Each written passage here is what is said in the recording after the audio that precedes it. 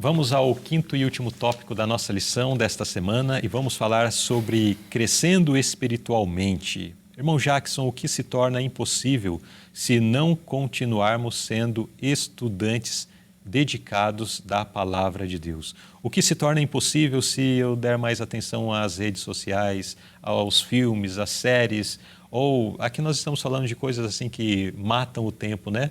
Mas de repente nós podemos dar mais atenção ao trabalho, que é uma coisa que nós valorizamos, mas aí a palavra de Deus fica em segundo plano. Eu posso dar mais atenção a lazer ou a atividade física, ou a passeios, ou a outras coisas boas que nós possamos aqui enumerar, mas a palavra de Deus fica em segundo plano. O que se torna impossível se continuarmos agindo de uma forma que a palavra de Deus está em segundo plano? É impossível crescer espiritualmente. E quando nós falamos em crescimento, é algo fundamental, inegociável na carreira cristã. Porque quem não cresce se torna um raquítico, né? Um anão espiritual. E nós não podemos ter essa característica. No céu não haverá anões espirituais, né? Exatamente. Então, devemos estar constantemente em crescimento. E quando praticamos, né, exatamente isso que foi mencionado na pergunta, deixar de estudar, né, não incluir no nosso dia a dia o estudo dedicado à palavra de Deus, não estamos nos alimentando. Então, deixando de nos alimentar, passamos agora a deixar de crescer. E sem crescimento, não existe avanço espiritual. Nessa nota, é uma pequena nota aqui, eu marquei toda ela, irmã Luzilei. Eu achei muito interessante. Então diz assim, olha, o apóstolo exortou aos crentes a estudarem as Escrituras por meio de uma compreensão adequada, a partir da qual eles poderiam garantir uma obra para a eternidade. Pedro compreendia que na experiência de cada pessoa finalmente vitoriosa, haveria cenas de perplexidade e provação. Porém, ele também sabia que uma compreensão das Escrituras permitiria ao tentado lembrar das promessas que consolariam o coração e fortaleceriam a fé no Todo-Poderoso. Então, queridos irmãos, todas aquelas pessoas, todos aqueles que alcançarem a vitória final, não tiveram uma caminhada fácil. Em sua caminhada, eles enfrentaram perplexidades, enfrentaram dificuldades, provações. Mas o que fortalecia essas pessoas? O que trazia alento para elas na hora da provação, da dificuldade? O que fazia com que essas pessoas não desistissem? As promessas da palavra de Deus. Exatamente. As promessas da palavra de Deus. Agora eu pergunto, se nós não conhecemos as promessas, o que será o nosso alento? Não teremos alento. O que teremos para lembrar na hora da provação? Seremos facilmente derrotados pelo inimigo. Então, isso me faz lembrar, irmã Luzilei, do episódio de Jesus, quando ele estava no deserto e ali foi tentado por Satanás. Nós sabemos que a arma utilizada por Cristo para que Satanás fosse derrotado e o deixasse, né, para que saísse da sua presença, foram exatamente as citações da palavra de Deus, da Bíblia Sagrada. Né? Para cada tentação, Jesus ele reagia com uma citação da palavra de Deus. E até mesmo aquela que Satanás tentou distorcer, Jesus respondeu com a palavra de forma correta. Então, queridos irmãos, quando nós somos tentados, somos provados, precisamos ter em nossa mente as promessas de Deus, as promessas do Todo-Poderoso, e enfrentar as provações, as tentações, enfrentar as sugestões de Satanás com assim diz o Senhor. lembrando-nos das promessas de Deus, da recompensa garantida para os vitoriosos. E assim a nossa fé será fortalecida em vez de enfraquecida. Seremos vitoriosos no final em vez de derrotados.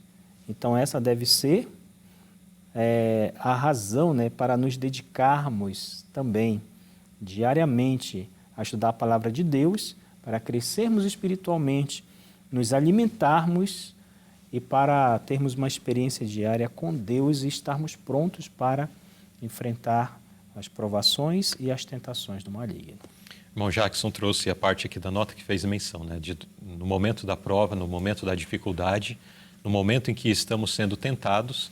Então, se temos a palavra de Deus armazenada em nosso coração, se estamos familiarizados com as Escrituras, nós nos lembraremos de promessas da palavra de Deus e essas promessas nos fortalecem a resistir a essas situações, né? E creio que eu já fiz isso no programa Lição Interativa, mas em pregações eu já apresentei esse ponto também. E a pergunta, né? Qual é a promessa da palavra de Deus que te fortalece na hora da crise, na hora da prova, na hora da tentação? E quero lhe pedir para que você escreva no chat ou nos comentários desse vídeo quais são as promessas da palavra de Deus que tem te sustentado. Porque a promessa que tem te sustentado, de repente, é a promessa que pode sustentar outro que não está tão familiarizado assim com a palavra de Deus. Então, compartilhe, escreva para nós, vamos conhecer quais são as promessas. E também estarei escrevendo nos comentários desse vídeo qual é a promessa da palavra de Deus que me sustenta no momento de prova, no momento de angústia também da minha vida. Porque o irmão Jackson também mencionou que é certo que todos nós passamos por dificuldades. Todos aqueles que escolhem servir a Deus passam por provas, passam por dificuldades. Agora, o que nos sustenta nesse momento? São as promessas. E qual é a promessa que tem te sustentado? Escreva, compartilhe, vai ser muito interessante saber quais são as palavras de Deus que têm te sustentado no momento de prova e de dificuldade. Vamos à pergunta B. Em que perigo estão aqueles que provaram que o Senhor é bom, mas negligenciam aplicar a palavra de Deus ao coração? Na passagem de 1 Pedro, capítulo 2, versículo 3, nós vemos aqui a citação do momento em que a pessoa ela experimenta a benignidade do Senhor. Né? Ela desfruta do amor de Deus. Porém, experimentar é algo essencial, mas manter-se nessa experiência, né, de estar ligado com Deus e experimentando a benignidade do Senhor é ainda mais importante. Porque uma vez que a pessoa experimenta e negligencia agora as práticas de bondade, essa experiência com Deus, aplicar a palavra de Deus no coração, o texto de Hebreus agora surge com uma advertência. Hebreus capítulo 6, versículos de 4 a 6 diz que é impossível que os que já uma vez foram iluminados e provaram o dom celestial e se tornaram participantes do Espírito Santo, provaram a boa palavra de Deus e as virtudes do século futuro e recaíram, sejam outra vez renovados para o arrependimento, pois assim, quanto a eles, de novo crucificaram o Filho de Deus e o expõem ao vitupério. Queridos, todos nós somos falhos, todos nós temos em nossa caminhada cristã, em nossa jornada, a possibilidade de cair. Todos nós. Porém, o que nós não podemos permitir é que essa experiência de fracasso ela seja permanente em nossa vida. Porque a partir do momento em que nós negligenciamos retomar o contato com Deus e com Sua palavra, aqui fala que é impossível que eles alcancem o arrependimento, que eles sejam renovados.